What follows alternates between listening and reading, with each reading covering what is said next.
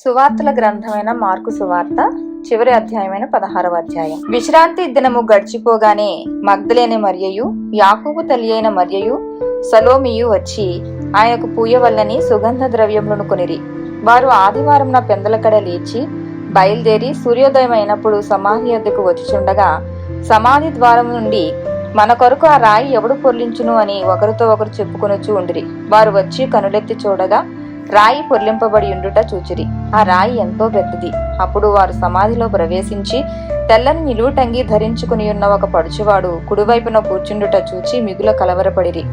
అందుకతడు, కలవరపడుకుడి, సిలువ వేయబడిన నజరేయుడగు యేసును మీరు వెతుకుచున్నారు. ఆయన లేచియున్నాడు, ఇక్కడ లేడు. వారు ఆయనను ఉంచిన స్థలము చూడుడి.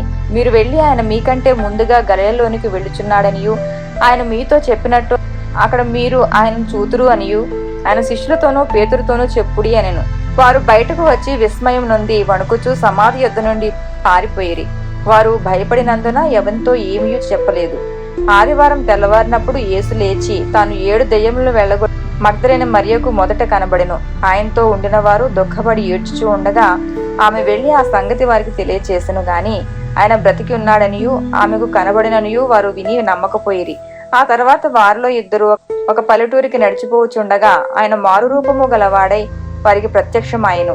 వారు వెళ్లి తక్కిన వారికి ఆ సంగతి తెలియచేసిరు గాని వారు వీరి మాటనైనను నమ్మకపోయిరి. పిమ్మట 11 మంది శిష్యులు భోజనమునకు కూర్చున్నప్పుడు ఆయన వారికి ప్రత్యక్షమై తాను లేచిన తర్వాత తను చూచిన వారి మాట నమ్మనందున వారి అపనమ్మిక నిమిత్తమును హృదయ కాఠిన్యం నిమిత్తమును వారిని గద్దించెను.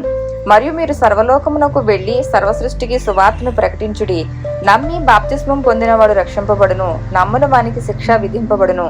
నమ్మిన వారి వల్ల ఈ సూచక క్రియలు కనబడును. ఏవనగా, నా నామమున దెయ్యములను వెళ్ళగొట్టుదురు, క్రొత్త భాషలు మాట్లాడుదురు, పాములను ఎత్తి పట్టుకుందురు, మరణకరమైనది ఏది త్రాగిననో అది వారికి హాని చేయదు, రోగుల మీద చేతులుంచినప్పుడు వారు స్వస్థత నొందుదురని వారితో చెప్పెను. ఇలాగు ప్రభువైన యేసు వారితో మాట్లాడిన తర్వాత పరలోకమునకు చేర్చుకొనబడి దేవుని కుడిపార్శ్వమున ఆసీనుడాయెను. వారు బయలుదేరి వాక్యము అంతటా ప్రకటించిరి. ప్రభు వారికి సహకారుడై ఉండి వెనువెంట జరుగుచూ వచ్చిన సూచక క్రియల వలన వాక్యమును స్థిరపరచుచూ ఉండెను. ఆమేన్.